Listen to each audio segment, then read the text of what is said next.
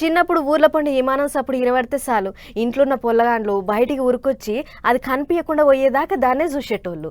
ఇక బళ్ళకి పోయినాక అరే నిన్న మా ఇంటి ముంగటికించి విమానం పోయింది అలా పోయేటోళ్లకు నేను టాటా కూడా చెప్పినా అని అదేదో నిజంగా అలా ఇంటి ముంగటికించి పోయిన లెవెల్లో చెప్పుకుంటూ మురుస్తారు.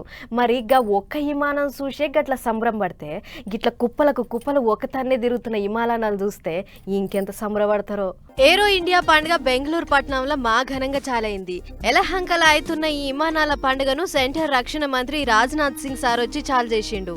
ఇంట్లో మన దేశం నుంచే కాకుండా 150 బయటి దేశాలు 900 మంది ఎగ్జిబ్యూటర్లు పాల్గొంటుర్రు అని రక్షణ శాఖ అధికారులు చెప్పుకొచ్చిర్రు. ఇక ఒకటేసారి పైకి ఎగిరిన 5 విమానాలు పొగ కక్కుకుంటా పైకి పోతుంటే చూసినోళ్ళది చిన్న సంబురం కాదు. అయితే పెద్ద ముచ్చటేంటిదంటే ఈ ఎయిర్ షో అనేది ప్రతి 2 ఏళ్లకోసారి జరుగుతుంటది. అట్లా ఇప్పటికీ 14 మాటలు జరిగితే ఆ 14 సార్ల ఒక బెంగళూరు పట్టణంలోనే అయ్యిందట.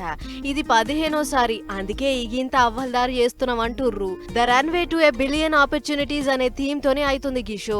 ఈ గీడికి దునియాలున్న అన్ని యుద్ధ విమానాలు వస్తున్నాయి. కాకపోతే అందరి చూపు ఇండియా, రష్యా ఇంకా అమెరికా పైనే ఉందంటుర్రు అధికారులు. అయితే మీకంటే మేము ఈగింత తోపు అని రష్యా ఈసారి అప్డేటెడ్ టెక్నాలజీ పెట్టుడుతోని అందరికంటే మేం మొనగాలం అని చూపించేందుకు వస్తుందట. రష్యా నుంచి SU-57 అట్లనే అమెరికాకెంచి F-35 లైట్నింగ్ 2 విమానాలను ఈ షోలో స్పెషల్ గా చూపించబోతుర్రట.